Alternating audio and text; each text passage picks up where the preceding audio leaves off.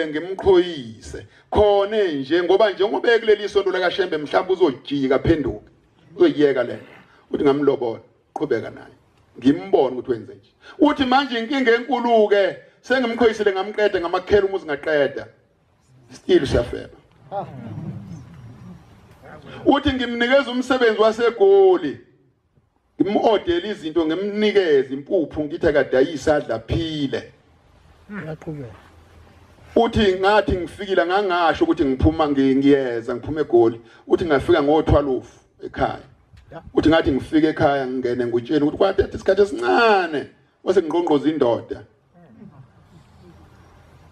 uthi mangithi ngiyayibuza ukuthi le ndoda izonzana uthi izothenga impuphu ungayithenga impuphu indoda udayisa impuphu phela vele kodwa ke ngo12 ebusuku uyindoda ungathenga impuphu ngo12 ebusuku uyindoda uhambe nanembongolo uzoyilayisha phi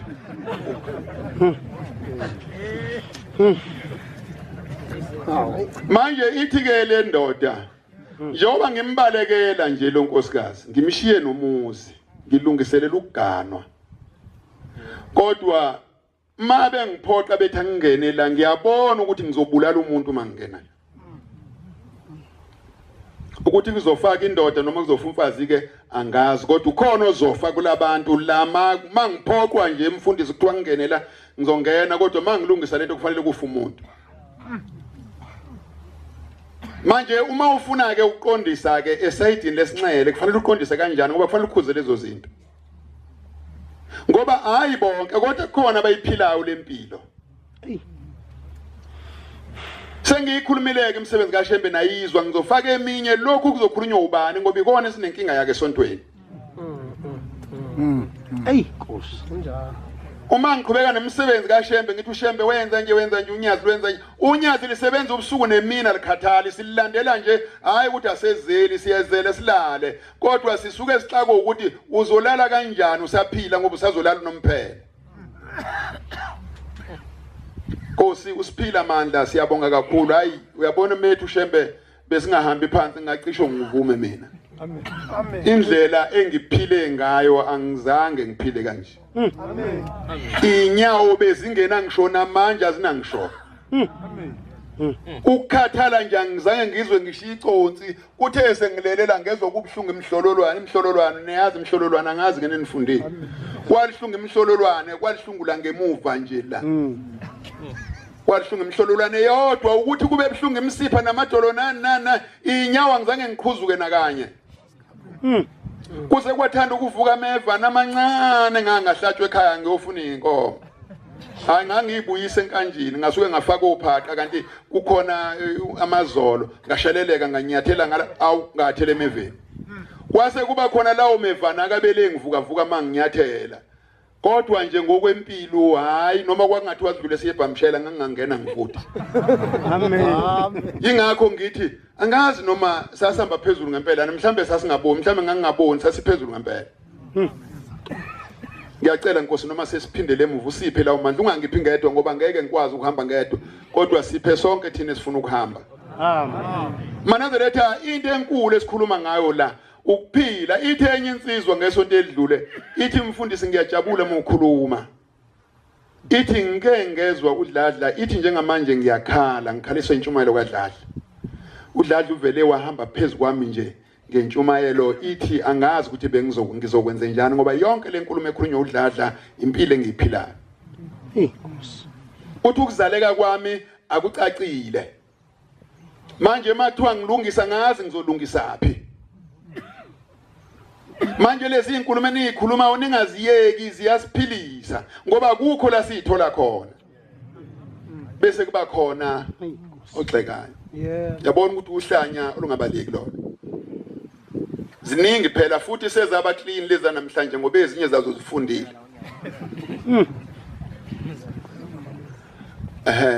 abantu nje abafundile bahle kodwa banenkinga ngoba abafuni uma ukhuluma iqiniso ioriginal nje yokukhuluma abayifuni manje ke inkinga ke mawuzokhuluma kubantu abafundile bese kuthiwa khuluma uhlamvu olungaphilisa umuntu ngoba lana masizokhuluma sisuke sizosusa umuntu odakeni sithi akahlale etshanini endaweni engenalo udaka abafowethu Amen. Ngakho ke siyanxusa ukuthi umuntu mayenza into akenza into akaneqiniso lokuthi uThixo uzoyithanda. Ngoba into esifunayo la sifisa ukuthi uShembe ajabule ngathi. Siyazi ukuthi akhona amawongwongo esihamba nawo. Ngeke siwenze lutho ke noMoses wehamba namawongwongo azamdida uMoses washaya itshe kaShume ekade kufanele ukuthi shakanye kuphuma amanzi. Ngenxa yokuthi wehamba nabantu ababekade bengamkholwa bamonisa uMoses wagcina seshaya itshe kaShume. Manje nalana ke bakhona abantu abanjalo abangaze bephazamisa uThixo wethu sikhona asivike thina esithandayo. Amen. Uma kudingeka sife futhi akuyona inkinga vele ukufa kubhlungu. Akekho nje ungathi ukufa kubhlungu. Akazi usibona isidumbu sikhala wakwasibona isidumbu nenyembezi. Akubhlungu abantu abeza ubhlungu abantu abasuke befelwe. Umuntu ofayo nje akukho ngisho. Futhi ngisho umuntu edutshulwa akubhlungu. Uzongibuza ukuthi ngangadutshulwana. Ukuvele kuhamba ingqondo nje makuwabona ukuthi sekuphelile ukuhlakanipha kumina ibisithi shwi ingqondo yemukele lokho kuzokwenzeka. Ngoba umfice nenyembezi phela ukuthi uke wakhala ke ngoba naku ubone ebulawo cha zikho. Uvele kuhamba ingqondo nje ithi shwi ebese mhlawumbe uzokhuluma nje ethi bafowethu ungenzeni hayi ukuthi akhala bafowethu ungenzeni kube kuphela lelo gama elilodwa azolibuza ebese zishi. Yeah. Manje kufanele ukhohle ukuthi kubhlungu awungitsheleke inhlamvu mayikushaya ekhanda ukuthi uzozwa buphi ubhlungu. Angithi noma umuntu ekushaye ngesibhakele ekhanda nje la enhlafunweni noma kulezo ndawana ke bayazi abantu uthi khafa walala awubuza ubhlungu uphaphame bonke abantu sebehambile awu konje bengenzani uma kuba uhamba unomphela ngaba ubuyanga ukufa nje akubhlungu nakancane ungazithembisa ukuthi ukufa wena uyoza ubhlungu wena uzuvalo nje ukuthi ngizokufa into ebhlungileyo ukuthi ababulali bambala kuphela make banje thushu la bese luthi he uvalo uhamba ukuhlakanipha kusala ubulima bodwa. Ngakho ke ningakusaba ukufa ukuthi kuzofika ebusuku noma emini khululeka. Into okufanele uyisabe nje ukuthi inkosi ngizohamba kanjani uma sengisempela amandla nansi into okufanele uyisabe. Manje ke abantu ke siye sithi masikhulume bebona ukuthi siyayema bafowethu uNkulunkulu uthi asilungise abantu abadinga ukulungiswa hayi abangadingi ukulungiswa. Lana kuleli bandla esikulona kukhona abantu abaphila impilo yangempela khona abantu abaphila impilo efake. Nkosi. Abangakufuni lokhu thina esikufunayo abafuna esingakufuni uyabona umuntu ukhona umuntu ophila ngempilo yokubulala. Ongeke uzumsuse lo muntu ekubulaleni. Yephile kodwa impilo efake leyo ngoba yena ngafa noma inini. Impilo yokubulala ngeke ukwazi ukuthi uyishiye enganeni zakho. Okusho ukuthi fake leyo. Ngoba ngeke ushiye enganeni zakho ukuthi ukuze nizuze kufanele nibe yinkabi. Ukuze nizuze kufanele nitshontshe ngeke ukushiye lokho enganeni zakho. Manje kudingeka yonke leyo nto uma kwenze ngobuyenza.